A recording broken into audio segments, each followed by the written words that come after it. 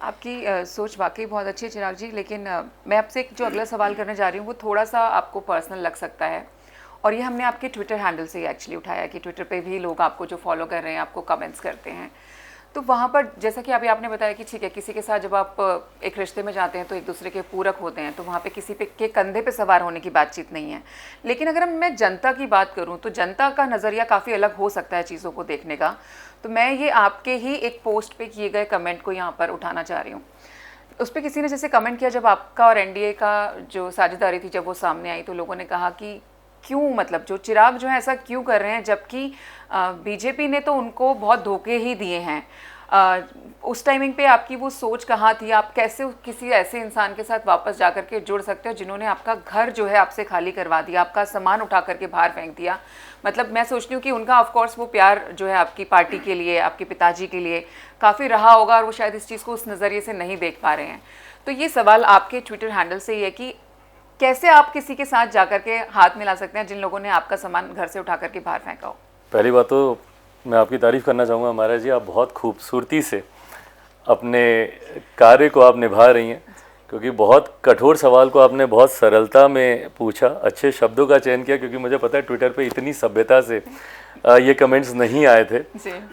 उस वक्त मुझे मेरे ऊपर कई तरीके के आरोप लगाए गए थे कि लालच में या लोभ में ये उन्हीं लोगों के साथ मिल गया जिन्होंने इसको घर से निकाला, इसके पिता की तस्वीरों को फेंका, ये तमाम बातें मेरे बारे में और बहुत कठोर शब्दों में कही गई थी, कई जगह अमर्यादित शब्दों में भी कही गई थी।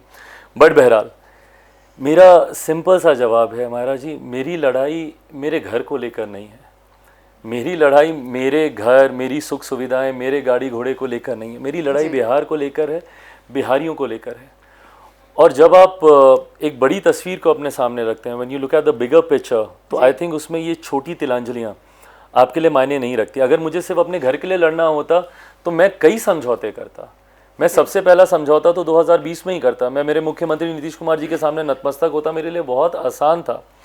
मैं उनके सामने अगर नतमस्तक हो जाता तो बिहार में आज मेरे 4 मंत्री होते, केंद्र सरकार में मैं खुद मंत्री होता, और जिस घर का जिक्र किया जा रहा है उस घर से निकालने की बात ही नहीं होती जी, बिल्कुल। और उसके लिए रास्ता इतना आसान था, सिर्फ एक बार जाकर हाथ जोड़कर मुख्यमंत्री की गलत नीतियों के सामने नतमस्तक होना। पर ना मैंने समझौता तब किया, ना मैं समझौता आज करूँगा। आज भी घर घोड़ा गाड़ी के लिए मेरा कोई समझौता नहीं होगा। मेरे समझौते सिर्फ और सिर्फ मेरे विकास को, मेरे विजन को, जिस सोच के साथ मैं आगे बढ़ रहा हूँ, मेरी प्राथमिकता सिर्फ वो होगी और उसके साथ कभी कोई समझौता ना मैंने किया था ना कभी करूँगा।